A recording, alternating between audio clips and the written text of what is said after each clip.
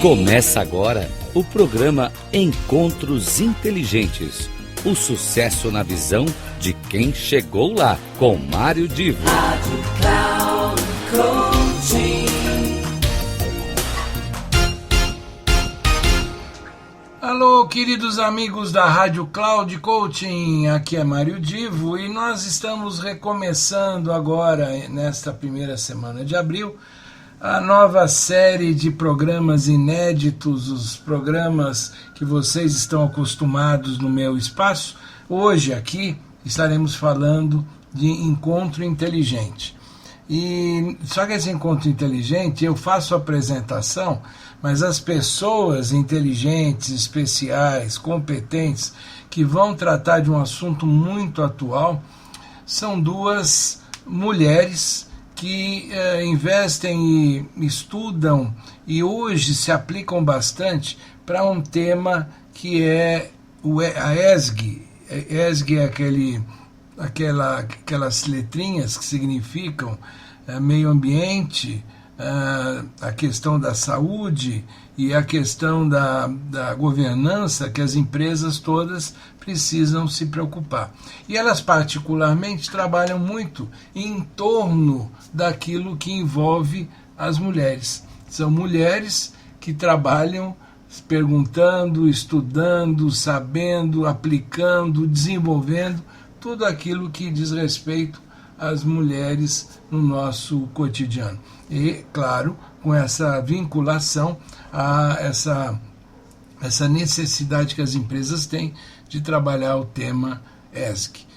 Pois bem, a Renata Mondelo, que é dono da Diversa Comunicação, ela fez uma live com a Carla de Mello, que é uma outra estudiosa do assunto, e eu vou reproduzir aqui na íntegra essa conversa. Metade dessa conversa nesta semana e a outra metade, o complemento, na semana que vem. Portanto, você que curte o assunto vai hoje ver a primeira parte daquela programação feita entre a Renata e a Carla, e na outra semana você vai ver o complemento. Um grande abraço e fiquem sempre aqui conosco na Rádio Cloud Coaching ou acompanhem também lá na plataforma.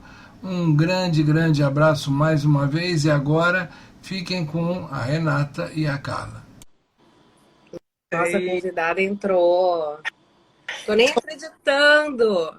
Ah, isso sempre acontece comigo. A dica é colocar antes. É maravilhoso, mas é super divertido, é maravilhoso. Tem que botar antes. Agora eu já aprendi, já passei por isso. Agora foi. É bom que fica caro, foi. Foi? É muito bom. Ai, vamos conversar aqui. Carla, eu tô tão feliz que a gente finalmente conseguiu fazer a nossa live, né? E eu acho que tá num time muito legal. A gente voltou a fazer as lives aqui da Diversa.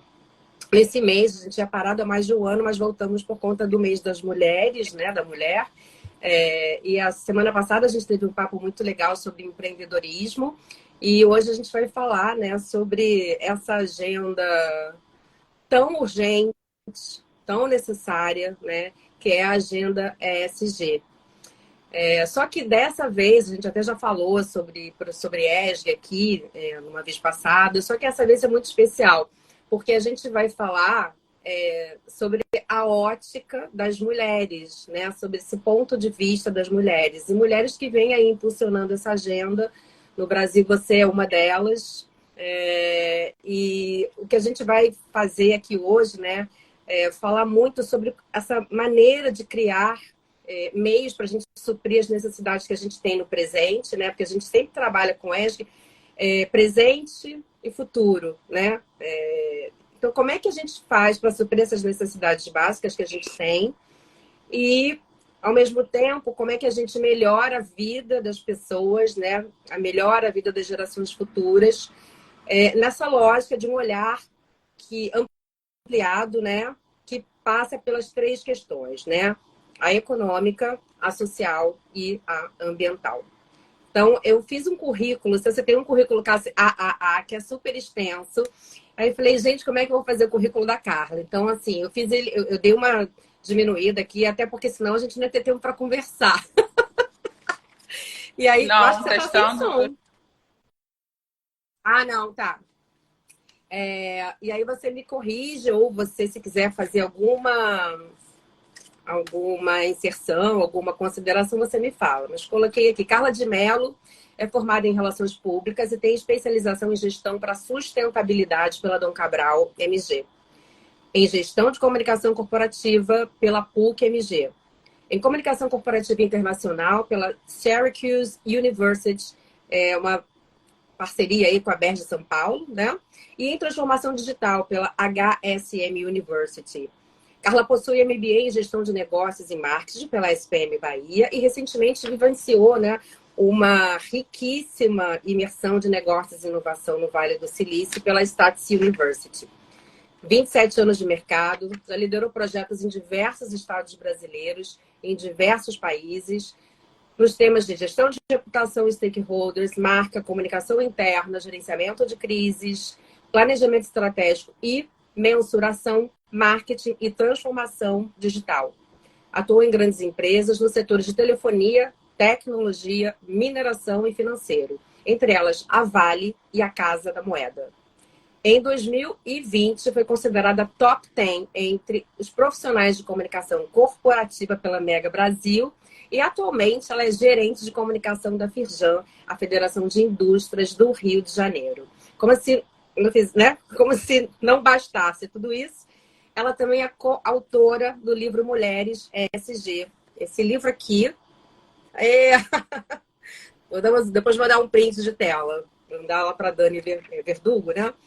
É um livro que tem o selo editorial Série Mulheres, ele é da editora Líder, já foi lançado em São Paulo e na quarta-feira, agora dia 29, vai ser lançado aqui no Rio de Janeiro, na Livraria da Travessa do Barra Shopping. É isso? Nossa, falei tá tudo direitinho? Então, muito bem-vinda. Carla é minha amiga querida também. E eu vou começar, assim, com uma pergunta. Hoje eu li, só hoje que eu consegui ler, Carla. E aí eu me emocionei muito porque você fala da Dona Dida, nossa querida Dona Dida, essa potência, né? Você sabe que eu sou fã. Para quem não conhece, Dona Dida é a mãe da Carla.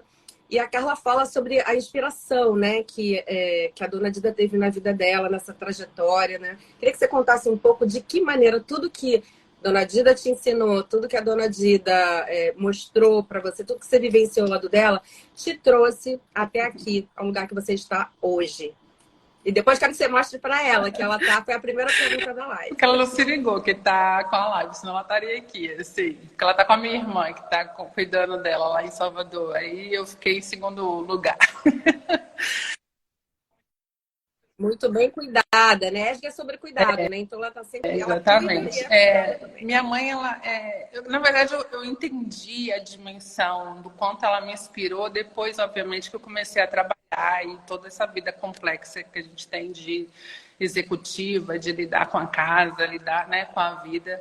E aí que caiu uma ficha, né? Para nossa geração caiu uma ficha, faz sentido, mas assim, foi quando eu realizei de verdade assim, a importância que ela teve na minha vida. Porque quando a gente é criança, a gente não tem essa noção, né? Mas assim, minha mãe é de 1940, ou seja, de uma geração, hoje ela tem 83 anos, de uma geração que a mulher era dona de casa, né? Cuidava de filhos, E ela já casou, na época, ela tinha 32 anos, tardiamente, segundo, né, a geração dela. E com uma independência financeira. Ela não, a princípio, não queria casar, ela queria... quando ela terminou e se formou, ela queria fazer um curso fora, ela saiu da Bahia, fez uma pós-graduação em Belo Horizonte. Então, isso assim, para o tempo dela, isso era muito... muito vanguarda, e ela é vanguarda até hoje, né? E ela se formou em pedagogia, mas o sonho dela era ser engenheira. Meu avô que não deixou. Meu avô era fazendeiro, teve negócios. E aí ela foi fazer a faculdade. Ele falou assim, não, você escolhe entre farmácia e pedagogia, porque engenharia não é opção, é uma profissão de homem. Mas ela era sempre muito determinada e realizadora. Sempre trabalhou muito, assim. Então, eu tive esse exemplo dentro de casa. Eu amo contar essa história, eu contei no livro. Ela foi a primeira mulher a usar biquíni e ilhéus. Achei o máximo. E até hoje ela tem. Até hoje ela usa biquíni. Outro dia Ela eu vi ela de usa biquíni.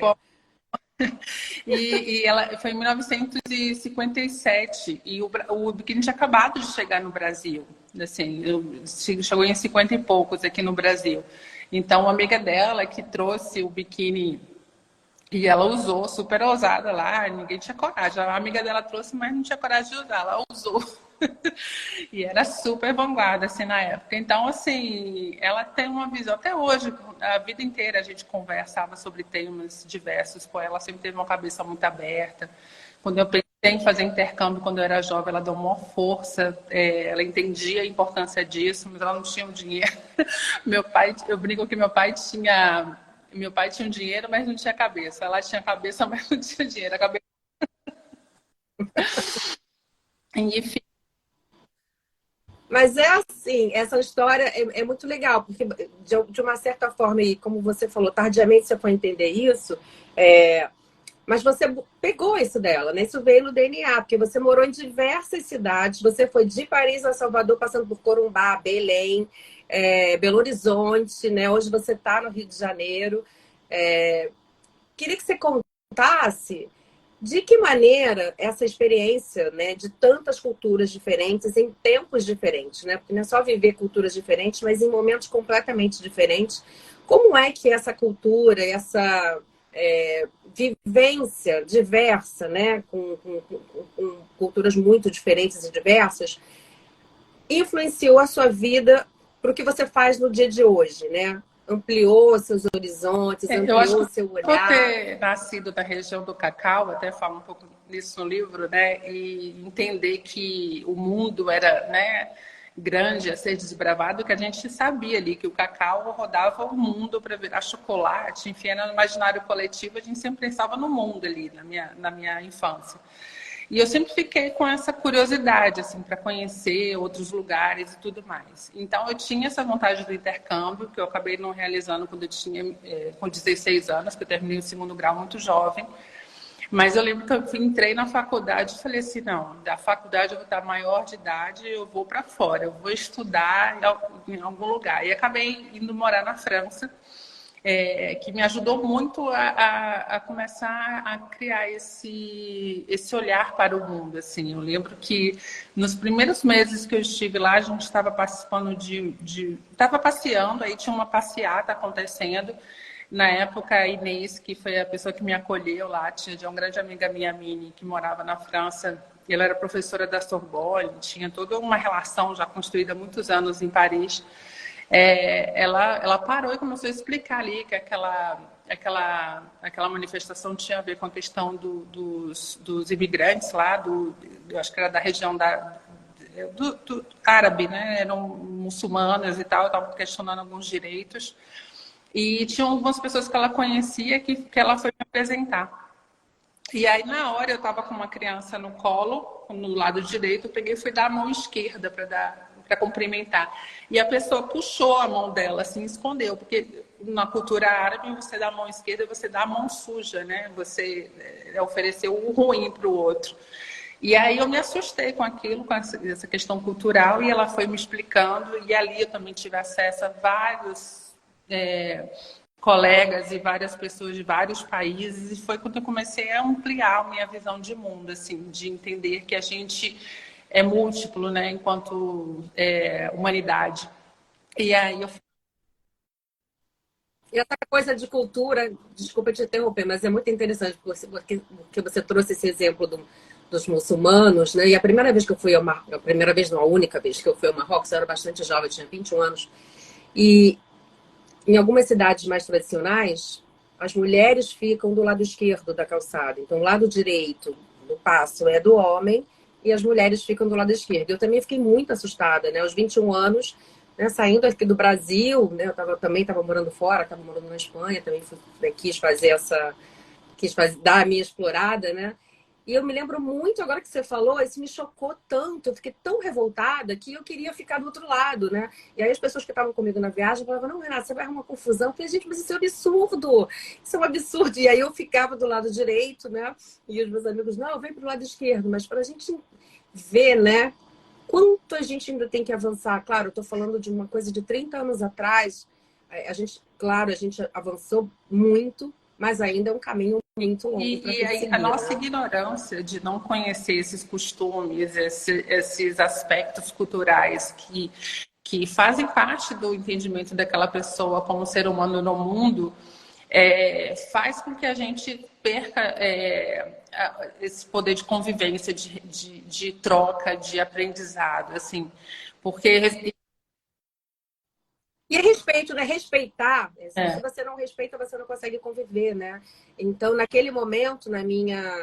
Claro, a gente não faz isso hoje, eu não faria jamais isso. Mas naquele momento ali, eu estava revoltada e eu estava brigando com a cultura local, digamos assim, né? Ao invés de entender, eu estava rebatendo, né? Porque o conceito de respeito, eu acho que eu ainda não tinha isso dentro de mim, né? Enraizado e mais é o que você falou, o primeiro passo é explorado. respeito. E entender que a gente precisa ter um olhar curioso para entender de onde vem aquela forma diferente de ver o mundo, de agir, de se comportar. E entendendo isso, a gente consegue aprender, a gente consegue ainda respeitar mais, porque faz parte de uma longa jornada ali de costumes e tudo mais. E cria um ambiente muito mais diverso, falando em diversa comunicação, cria um mundo muito mais diverso. Assim, as oportunidades que eu percebi isso assim, foi nessa minha experiência na França. Na minha experiência, quando eu trabalhei com uma produção cultural de um evento que se chamava Panorama Percussivo Mundial, que a gente trazia percussionistas do mundo inteiro. O tema era percussão, mas assim, as várias formas de percussão no mundo, assim. Então eram os tambores de Burundi, lá da África, eram os grandes tambores lá japoneses, com as mulheres nos tambores gigantes, aquela delicadeza da mulher japonesa com os tambores gigantes. A gente teve um grupo que fazia percussão com enxada, porque não tinha recurso, mas acabou virando um movimento local, né, da regionalizada ali do Nordeste. Então, assim, aí foi um ambiente que eu vi como a gente era rico em termos de cultura, de conhecimento, de respeito a essas especificidades. E também lá no Vale do Silício, quando eu fiz a imersão em 2020, um pouco antes de 2019, 2020, um pouco antes. 2020, né? Eu Um pouco antes pesquisei. da pandemia.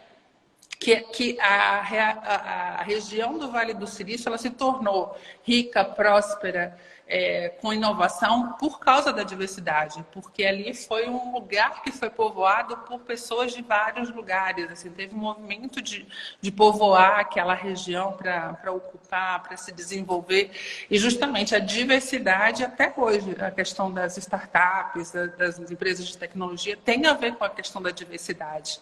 E eu gosto muito. É um hub de saberes, né? É um hub de múltiplos saberes, né? E é um lugar onde a gente tem essa abertura.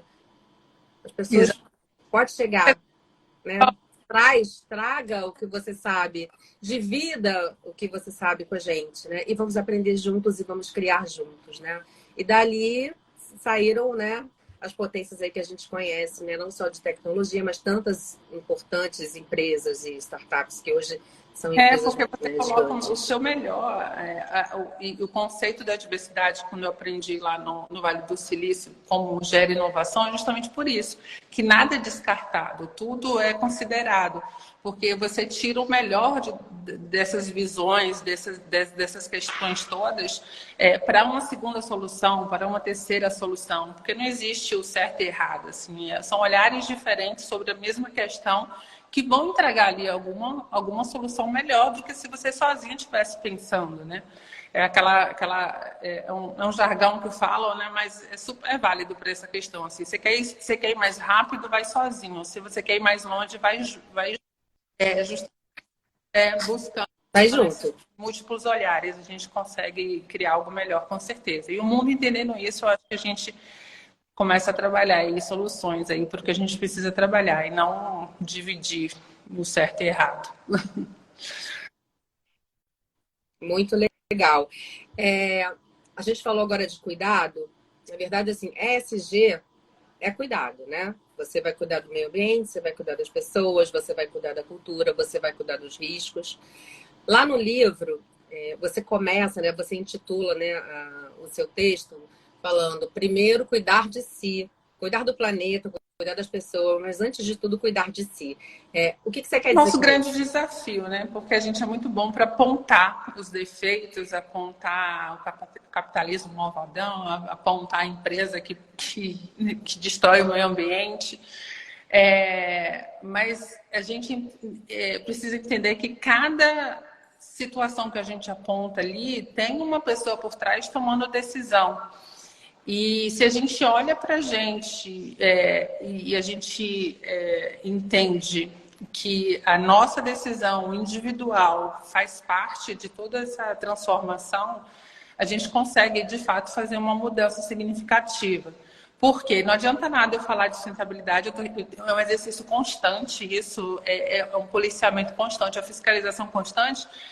Se a gente gera resíduos, se a gente não cuida das questões relativas ao nosso impacto individual como ser humano no meio ambiente, na relação com as pessoas, né? Falando dos pilares aí, social e ambiental. Então, a gente precisa cuidar de si, a gente precisa estar trabalhando nossas ações e nossas atitudes também na essência, né? O meu marido fala muito... É o conceito da micropolítica. Não é isso? Eu cuido das minhas coisas, eu cuido do meu entorno. Se cada um fizer isso, eu cuido de mim, da minha atitude, do meu comportamento, vou divulgando isso, vou espalhando ali pelos meus núcleos, pela minha família, os meus amigos. É mais ou menos isso porque que você quis dizer? Porque a gente precisa ser guardião na nossa atitude de agir da forma correta. Na nossa casa, no nosso prédio, no nosso condomínio, no nosso bairro, na nossa cidade. E aí a gente pensa mundo como um todo. E a gente tem, na verdade, uma forma... que aí é uma avaliação minha, assim, no Brasil a gente tem pouco esse olhar coletivista, né? Se a gente for perguntar aqui na live, quem gostaria de ser síndico do prédio, você já se meteu? Eu quase já cumpri minha conta. Eu não sou, mas meu marido é conselheiro, então tá valendo. Quem quer ser síndico do prédio para resolver as questões do prédio, para fazer melhorias do prédio, do condomínio? A gente não cuida da nossa comunidade. E quando você tem cidades, quando você tem países mais desenvolvidos focados nisso, é porque tem esse senso de coletivismo maior. Eu lembro quando eu morava em Paris, a gente... aqui no Rio tem isso, no Rio de Janeiro, mas eu vejo pouca atuação de fato das pessoas para pensar a comunidade, pensar coletivismo, assim. E lá tinha subprefeituras por bairros, que aí os cidadãos eram fiscais. Acho que eles comunes, né, que a gente vê na Europa. Eles né, trazem, a Amanda que entrou aqui, que fica lá na Suécia, foi trabalhou comigo no Manganês e hoje ela é gerente global da IKEA lá na Suécia, que é um exemplo também, né, desse bem-estar social, do pensar do coletivo. Os países nórdicos, eles pensam mais no coletivismo.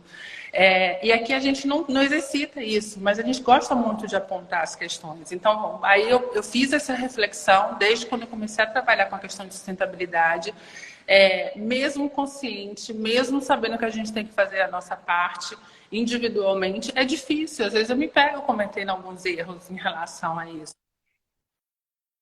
São os vieses inconscientes e o que a gente aprendeu. Você trouxe essa questão aí do condomínio, e eu vivi uma questão muito interessante. Eu tive filho pequeno num condomínio e um filho que cresceu e que não usa mais o play para jogar bola e para fazer atividades. Aí a gente vê que determinados condôminos querem que o play seja usado para bola, isso, aquilo, mas aí, à medida que os filhos crescem e vêm crianças novas, eles não estão mais aptos ao barulho, né? E aí, de fato, a última reunião que a gente teve, espera aí, gente, agora chegou a vez deles, né? Os nossos filhos estiveram aqui nesse local fazendo tudo isso, e agora a gente tem que acolher as novas crianças que estão chegando, né? Porque os nossos cresceram e não estão mais a fim de fazer o que eles faziam antes no Play. E foi uma discussão, assim, enorme, de 3 reuniões, né? Para a gente poder votar ali. E, gente, não é possível que as pessoas esqueçam, né? E sejam tão egoístas, a ponto de... A Fabiana botou aqui que o consumo não deixa de ser um ato político, né? Não só o consumo, mas assim, tudo que a gente faz é um ato político, né? É discutir direito, é discutir dever, discutir o olhar, né? Tudo isso é um ato político. E a gente não pode se calar e nem deixar de falar. Quando eu falo, né? Nem deixar de fazer. Desculpa, e quando eu falo cuidar de si, é ter essa autorresponsabilidade, a gente tem essa consciência de que a gente faz parte desse processo e começa por a gente. Porque se né, você, como CEO e responsável pela sua empresa, se você tem essa consciência, a sua decisão vai ser muito assertiva. Se eu tenho uma pessoa que cuida do processo de eventos de uma empresa, né, na minha área de comunicação, se eu repenso os processos de gestão de resíduo, também eu tô tomando uma decisão diferente. Então, a gente ajuda muito, a gente se ajuda muito se a gente tomar essa autorresponsabilidade, entendendo que para cuidar do mundo a gente precisa cuidar de si e das nossas atitudes, assim, com mais consciência em relação a isso. E ter esse senso de coletivismo. Porque no Brasil a gente vê muito essa questão do social, a gente vê muito essa questão da discussão, né, até de políticas progressistas, mas na hora de cada um dar o seu... na hora a sua parte, deixar de fazer algo ou dividir a sua fatia, aí não, é o outro que tem que dividir a fatia e não a gente. Então tem que partir da gente de qualquer forma. E aí, gostando bastante dessa conversa? Pois bem, aqui é Mário Divo, esse é o Encontro Inteligente e não deixe de acompanhar na semana que vem a conclusão desta conversa entre Renata Mondelo e Carla de Mello. Até lá!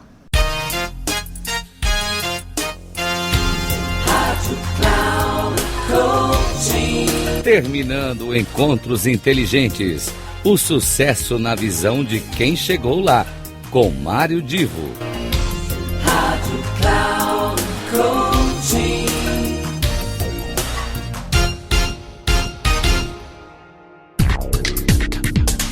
Não perca Encontros Inteligentes, o sucesso na visão de quem chegou lá, com Mário Divo.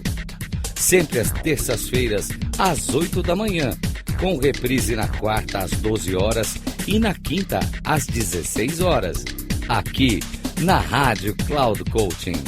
Acesse o nosso site radio.cloudcoaching.com.br e baixe o nosso aplicativo na Google Store.